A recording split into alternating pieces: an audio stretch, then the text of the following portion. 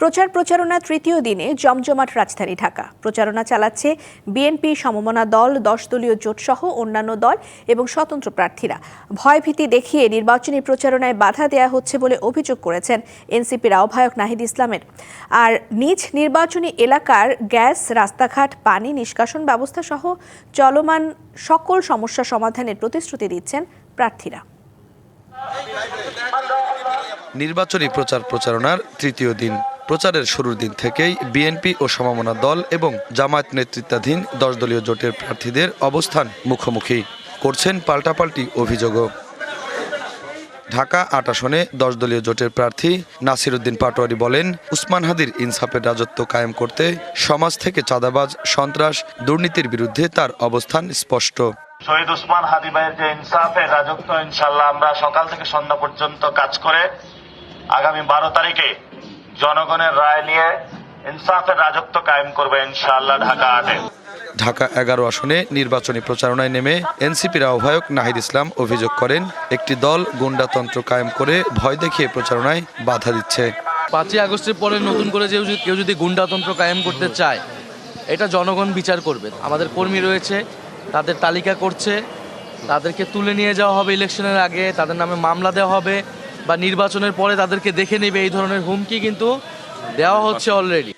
ঢাকা 6 আসনে গণসংযোগে বিএনপি মনোনীত প্রার্থী ইশরাক হোসেন প্রতিশ্রুতি দেন, বিএনপি সরকার গঠন করলে এলাকার সর্বস্তরের মানুষকে সাথে নিয়ে উন্নত শহর গড়বেন।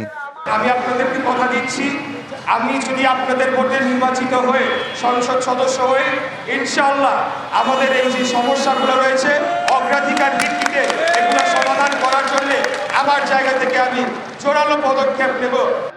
বিকেলে বিএনপি মনোনীত প্রার্থী আমিনুল ইসলাম ঢাকা 16 আসনে নির্বাচনী প্রচারণায় মাদক ও চাঁদাবাজির বিরুদ্ধে কঠোর অবস্থান নেওয়ার কথা জানান।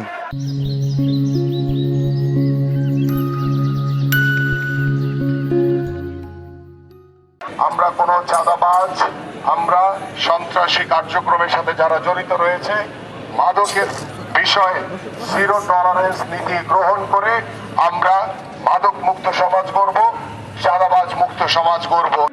অন্যদিকে নির্বাচন বানচালের জন্য একটি মহল ষড়যন্ত্র করছে বলে সতর্ক করেন ঢাকা 9 আসনের বিএনপি প্রার্থী হাবিবুর রশিদ হাবিব। একটি কুচিক্র মহল, একটি আধিপত্যবাদ শক্তি তো চাচ্ছে বাংলাদেশের রাজনৈতিক পরিস্থিতিকে অস্থিতিশীল করতে, এই নির্বাচনকে বানচাল করতে। তারা তো চক্রান্ত ষড়যন্ত্র মধ্যে লিপ্ত রয়েছেই। অন্তর্বর্তী সরকারকে আমাদের এই জনগণের নিরাপত্তা এবং ভোটারদের আর প্রার্থীদের নিরাপত্তা নিশ্চিত করা উচিত। আর জামায়াতের ঢাকা 7 আসনের প্রার্থী হাজী এনায়েতুল্লাহ নির্বাচিত হলে ভোটারদের গ্যাস সংকট সমাধানের প্রতিশ্রুতি দেন। সবাই বলতেছে ভাই গ্যাসের জন্য আমরা পাক করতে পারি না, গ্যাসের সমস্যাটার জন্য আমরা অতিষ্ঠ হয়ে গেলাম। আপনারা এই মিডিয়ার মাধ্যমে আমি জানতে চাই তিতাস কোম্পানির সাথে ওনারা কেন ওল্ড টাউনের গ্যাসগুলি বন্ধ করে রাখছেন। এই বৈষম্য দূর করতে হবে, এই বৈষম্য দূর না করলে আমরা যাবতীয় ট্যাক্স বন্ধ করে দিব সরকারকে। রাজধানীর সবকটি আসনেই দলীয় প্রার্থীদের পাশাপাশি স্বতন্ত্ররাও তাদের নানা প্রতিশ্রুতি নিয়ে যাচ্ছেন ভোটারদের দ্বারে দ্বারে। শুভ খান, ডিবিসি নিউজ, ঢাকা।